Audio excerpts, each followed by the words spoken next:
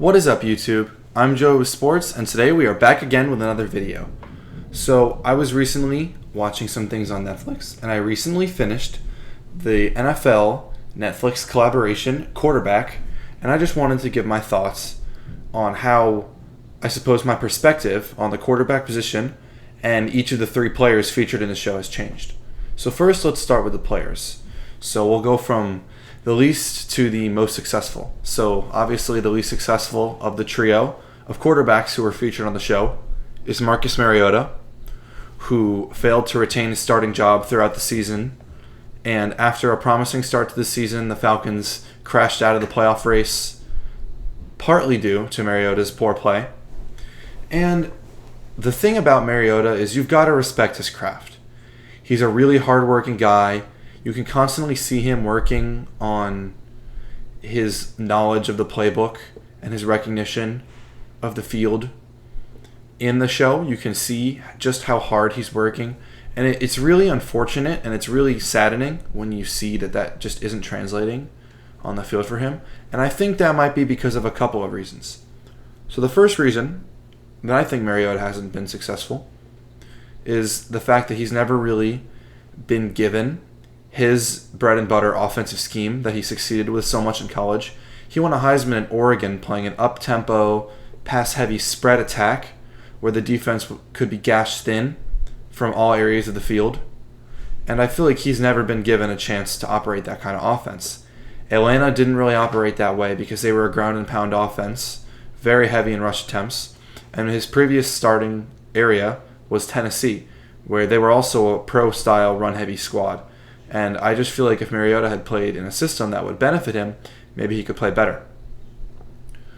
So yeah, he also seems to struggle under pressure, which is obviously what you'd expect from a quarterback. You'd expect them to play better when their pocket is clean and worse when they're under pressure. But the best of the best seem to play amazing no matter the circumstance. And it seems like Mariota can't really adapt to that kind of struggle. Next up, we have Kirk Cousins. And I think what I learned about Kirk Cousins the most is his unbelievable tolerance for pain.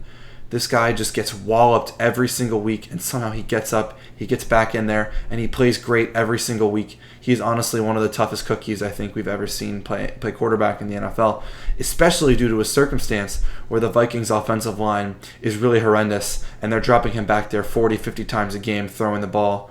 He's really a tough son of a gun, and I respect him for it. Also, they talked down about his primetime performances a little bit, and although he's not a winner in the primetime, according to the statistics, you also got to look at the fact that he's played for the Washington squads that were never really that effective, and now he's playing for a Minnesota squad that really doesn't have a good defense.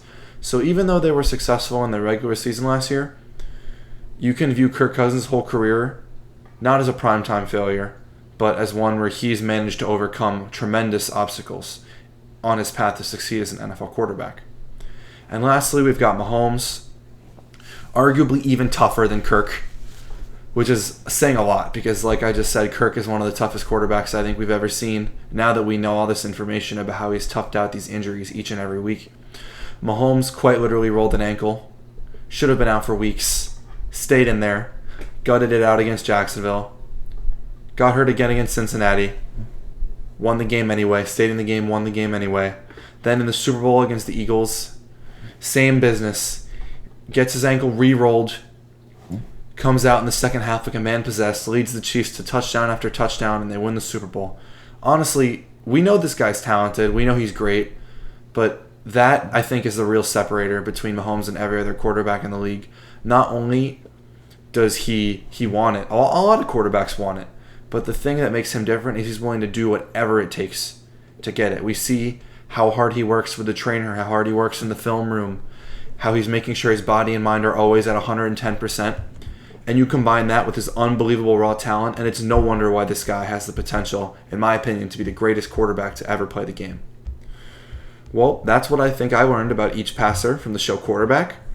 Please leave a like or subscribe if you enjoyed, and thanks for watching.